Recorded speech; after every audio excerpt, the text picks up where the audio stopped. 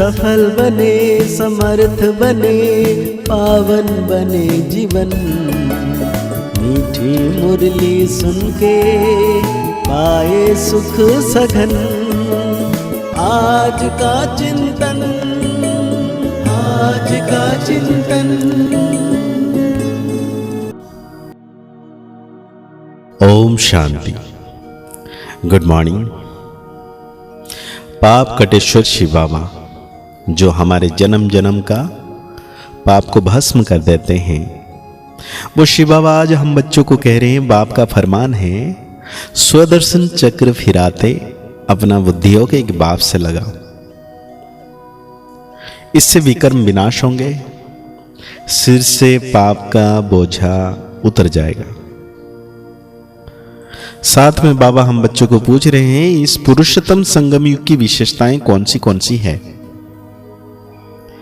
बाबा कहते हैं यह संगम युग ही कल्याणकारी युग है। इसमें ही आत्मा और परमात्मा का सच्चा मेला लगता है, जिसे कुंभ का मेला कहते हैं। और दूसरी बात बाबा कह रहे हैं, इस समय ही तुम सच्चे सच्चे ब्राह्मण बनते हो। तीसरी बात बात करें, इस संगम पर तुम दुख धाम से सुख धाम में जाते हो, दुखों से छूटते हो। और चौथी बात, इस समय तुम्हें ज्ञान सागर बाप द्वारा सृष्टि के आदि मध्य अंत का पूरा ज्ञान मिलता है। नई दुनिया के लिए नया ज्ञान बाप देते हैं। और बाबा पांचवी बात बता रहे हैं, तुम सांवरे से गोरा बनते हो। तो बाबा ने पूछा था कि भाई पुरुषोत्तम संगम युग में कौन सी विशेषताएं हैं। तो ये 5 विशेषताएं हमारे अंदर है जो हम सतयुग के लायक बन रहे हैं। बाबा ने बहुत प्यारा सा गीत याद किए हैं, इस पाप की दुनिया से कहीं और ले चलो। और हम बच्चों को पता है कि इस पाप की दुनिया से हम और कहां जाने वाले हैं। जो सुख की दुनिया, जहां पुण्य की दुनिया, जहां दुआओं की दुनिया, जहां सदा जीवन सुख में रहता है, मतलब सतयुग की दुनिया। बाबा कहते हैं, मीठे मीठे बच्चों ने गीत सुना और बच्चों की बुद्धि में यह बैठा हुआ है कि बराबर कलयुग पाप की दुनिया है। इस समय सब पाप ही करते रहते हैं। बाप आकर तुम बच्चों को कलप कलप गति सदगति देते हैं। जब पतित दुनिया को पावन बनाना होता है, तब पतित पावन बाप आते हैं, आकर बच्चों को आप समान बनाते हैं। बाप में कौन सा ज्ञान है? सारे सृष्टि चक्र का ज्ञान है। तुम बच्चे भी इस सृष्टि चक्र को जानते हो। यह सारा चक्र कैसे फिरता है? यह बाप में ज्ञान है, इसलिए उनको ज्ञान का सागर कहा जाता है। वही पतित पावन है। और इस चक्र को समझने से, स्वदर्शन चक्रधारी बनने से तुम फिर स्वर्ग के चक्रवर्ती राजा रानी बनते हो। तो बाबा कहते हैं, बुद्धि में सारा दिन यह चक्र फिरना चाहिए। इससे क्या होगा? तुम्हारा विकर्म विनाश हो जाएंगे। फिर सतयुग में तो तुम यह चक्र नहीं फिराएंगे। वहां सो अर्थात आत्मा को सृष्टि चक्र का ज्ञान नहीं होता। न सतयुग में न कलयुग में। यह ज्ञान सिर्फ संगम युग में तुमको मिलता है। मतलब कितनी खुशी की बात है। संगम युग की बहुत महिमा है। कुंभ का मेला करते हैं ना, वास्तव में यह है ज्ञान सागर और नदियों का मेला, अर्थात परमात्मा और आत्माओं का मेला। वो कुंभ का मेला भक्ति मार्ग का है। यह आत्मा और परमात्मा का मेला इस सुहावने कल्याणकारी संगम युग पर होता है, जबकि तुम दुख से छूट जाते हो और सुख में जाते हो। इसलिए बाप को कहा जाता है दुख हरता सुख करता। बाबा कहते हैं, तुम जानते हो कृष्णपुरी को ही विष्णुपुरी कहा जाता है।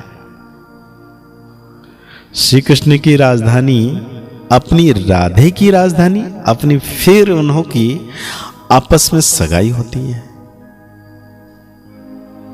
राधे कृष्ण कोई भाई बहन नहीं थे। भाई बहन की आपस में शादी नहीं होती। अब तुम्हारी बुद्धि में है, बातें टपकती रहती है ये बातें। पहले यह भी नहीं जानते थे तुम, अब मालूम पड़ा है कि राधे कृष्ण ही फिर लक्ष्मी नारायण बनते हैं। स्वर्ग के महाराजा और महारानी, प्रिंस और प्रिंसेस राधे और कृष्ण गाए हुए हैं। उन्हों के मां बाप का इतना ऊंच मर्तबा नहीं है। यह क्यों हुआ? क्योंकि उन्हों के मां बाप कम पढ़े हुए हैं। राधा कृष्ण का जितना नाम है, उन्हों के मां बाप का, बाबा कितने लॉजिक बात समझा रहे हैं हम बच्चों को, कि उनके मां बाप का उतना नाम नहीं है जिन्होंने जन्म दिया। क्यों? क्योंकि उन्होंने उतनी पढ़ाई नहीं की।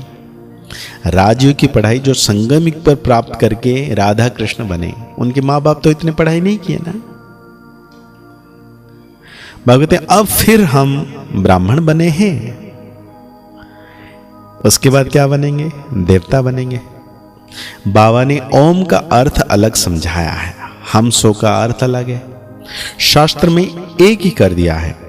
वो समझते हैं ओम अर्थात हम आत्मा सो परमात्मा, परमात्मा सो आत्मा। यह है उल्टा। बाप समझाते हैं ओम अर्थात हम आत्मा है, परमपिता परमात्मा की संतान है। मैं भगवान यह कोई ओम का अर्थ नहीं है। हम आत्मा निराकार है, हमारा बाप भी निराकार है। साकार शरीर का बाप भी साकार है। हम परमात्मा की संतान हैं, तो हमको स्वर्ग की राजधानी जरूर चाहिए। बाप हमको स्वर्ग की क्या देते हैं? वर्षा देने आए हैं। रावण फिर आधा कल्प के बाद श्राप देते हैं, तो तुम दुखी तमोप्रधान बन जाते हो। फिर संगमिक पर बाबा आकर हम बच्चों को सुखी बनाते हैं, राजयोग सिखाते हैं। पतित और पावन कौन बनती है? आत्मा बनती है। परमात्मा तो सदैव पावन है, वो सबको पावन बनाते हैं। सती में विकार होते नहीं, वो है संपूर्ण निर्विकारी दुनिया। तब तो देवताओं के आगे जाकर झुकते हैं और कहते हैं, क्या कहते हैं? गीत गाते हैं, आप सर्वगुण संपूर्ण, संपूर्ण निर्विकारी, अहिंसा परम धाम, मर्यादा पुरुषोत्तम। यह महिमा शिव के आगे नहीं गाएंगे। शिव के मंदिर में कभी जाके गाया हमने सुना? नहीं सुना। देवताएं जो पावन हैं सो पतित बनते हैं, यह खेल है। बाप सुखधाम बनाते हैं, शिव को बाप कहते हैं। शालिग्राम अलग है, रुद्र यज्ञ में एक बड़ा लिंग बनाते हैं, बाकी छोटे छोटे शालिग्राम बनाते हैं। हम आत्मा 84 जन्म लेते हैं। दूसरे धर्म वालों के लिए 84 जन्म नहीं कहेंगे। सिख धर्म वाले 500 वर्ष में कितने जन्म लेते होंगे? हम कितने लेते हैं? यह बाप हम बच्चों को समझाते हैं। यहां ही तुम सबका कल्याण होता है, क्योंकि यह कल्याणकारी युग है। सिख धर्म वाले 500 वर्ष में कितने जन्म लेते होंगे? भगते हिसाब लगाओ, चिंतन करो। हम आत्माएं 84 जन्म लेते हैं। रावण क्या करता है? कल्याण करता है। बाप आकर कल्याण करते हैं। तो बाप की मत पर चलना चाहिए। आज बाबा हम बच्चों को धारणाओं में कह रहे हैं, स्वदर्शन चक्र फिराते पूरा पूरा नष्ट मोहा बनना है। मौत सिर पर है, इसलिए सबसे ममत्व निकाल देना है। बाप से वर्षा लेने के लिए पूरा श्रीमत पर चलना है। आत्माभिमानी वंश सपूत बच्चा बनना है। आज बाबा हम बच्चों को वरदान दे रहे हैं, मन और बुद्धि को सदा सेवा में बिजी रखने वाले निर्विघ्न सेवाधारी भव। बाबा कहते हैं जो जितना सेवा का उमंग उत्साह रखते हैं उतना निर्विघ्न रहते हैं। विघ्न तो आएंगे, लेकिन निर्विघ्न रहने के लिए क्या करना पड़ेगा? उमंग उत्साह से भरपूर। क्योंकि सेवा में बुद्धि बिजी रहती है, खाली रहने से किसी और को आने का चांस मिल जाता है, मतलब व्यर्थ चिंतन। और बिजी रहने से सहज निर्विघ्न बन जाते हैं। मन और बुद्धि को बिजी रखने के लिए उसका टाइम टेबल बनाओ।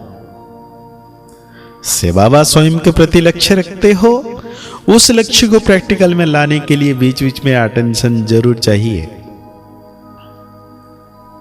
अटेंशन कभी टेंशन में बदली ना हो। जहां टेंशन होता है वहां मुश्किल हो जाता है। तो आज बाबा हम बच्चों को स्लोगन दे रहे हैं, सेवा से जो दुआएं मिलती है वही तंदुरुस्त रहने का साधन है। तो आज की मुरली के अनुसार हम 100 मान लेंगे। मैं संपूर्ण निर्विघ्न माया जीत जगत जीत आत्मा हूं। मुरली को और गहरी रीति से चिंतन करते हुए निरंतर शिव बाबा की याद में रहना है। बाबा मेरे मस्तक के ऊपर छत्र छाया के रूप में 24 घंटे हैं। मैं जहां भी जाऊं मेरे साथ मेरा बाबा है। मुस्कुराते रहिए, आगे बढ़ते रहिए, पुरुषार्थ करते रहिए, खुश रहें, स्वस्थ रहें, मस्त रहें। ओम शांति, ओम शांति, ओम शांति।